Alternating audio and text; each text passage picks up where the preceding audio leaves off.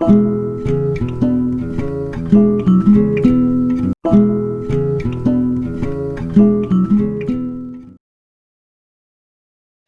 Doctor वंदना शर्मा संस्थान में वर्ष 2003 से सहायक निदेशक राजभाषा के पद पर कार्यरत हूँ। हमारा उद्देश्य है कि संस्थान में राजभाषा नियम अधिनियम के अनुपालन के माध्यम से राजभाषा हिंदी के प्रयोग को बढ़ावा देकर उसे उसका उचित दर्जा दिलाना है।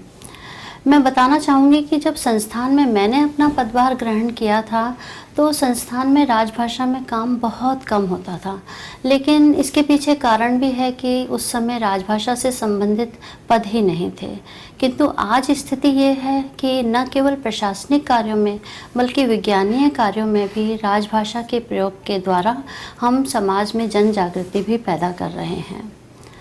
इसके लिए हमने राजभाषा नियम अधिनियम के अनुपालन के साथ साथ कार्यशालाओं के लगातार आयोजन के द्वारा कर्मचारियों को हिंदी टंकण आशुलिपि का प्रशिक्षण प्रदान करके उनके द्वारा काम में लिए जाने वाले दस्तावेजों को उन्हें हिंदी में उपलब्ध कराकर कंप्यूटर में हिंदी टाइपिंग की सुविधा प्रदान करके वॉइस टाइपिंग के माध्यम से उनके भीतर हिंदी में काम करने की हमने इतनी रुचि और इतना उत्साह जागृत किया कि आज कई कर्मचारी तो ऐसे हैं जो हिंदी टंकण के साथ साथ अपना समग्र कार्य राजभाषा हिंदी में ही करने लगे हैं, जो कि हमारे लक्ष्य प्राप्ति की ओर अग्रसर होने का एक प्रमाण भी है।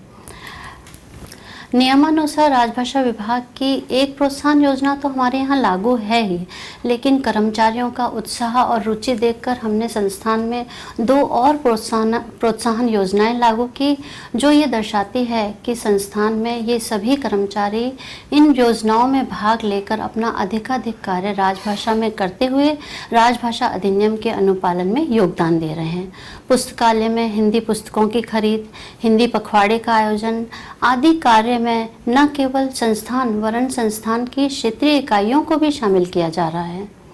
हमने राजभाषा संबंधी महत्वपूर्ण निर्देश का एक बहुत बड़ा बोर्ड संस्थान के प्रत्येक अनुभाग में लगाया है, जो कर्मचारियों को बार बार राजभाषा निर्देशों की याद दिलाता है।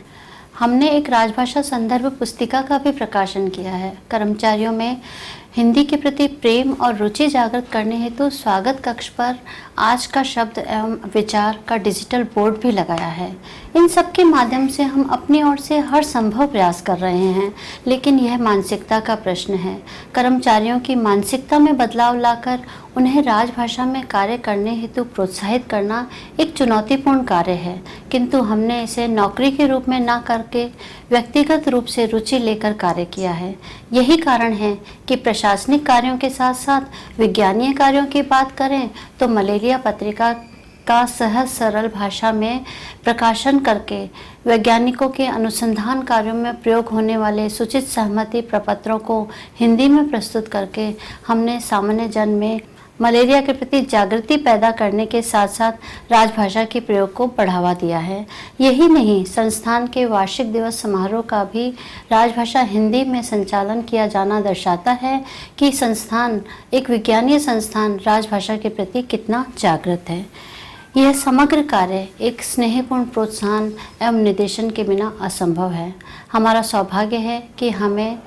राजभाषा प्रेमी डॉक्टर अमित प्रकाश शर्मा का नेतृत्व प्राप्त हुआ है। उनके निर्देशन एवं नेतृत्व में निश्चित रूप से भविष्य में संस्थान में राजभाषा का प्रयोग अधिक से अधिक होगा और संस्थान एक प्रकार से हिंदी में होगा और संस्थान में राजभाषा का जो द्वीप प्रकाशित हो रहा है वह क्षेत्रीय इकाइयों में भी प्रकाशित होगा और इस प्रकार हम केंद्र सरकार के सभी कार्यालयों में राजभाषा के प्रयोग को उसका उचित दर्जा दिलाने की दिशा में अग्रसर हो सकेंगे। और संभावना यह भी है कि हमारे कार्यों की सराहना स्वरूप राजभाषा विभाग द्वारा हमें राजभाषा शील्ड भी प्राप्त हो।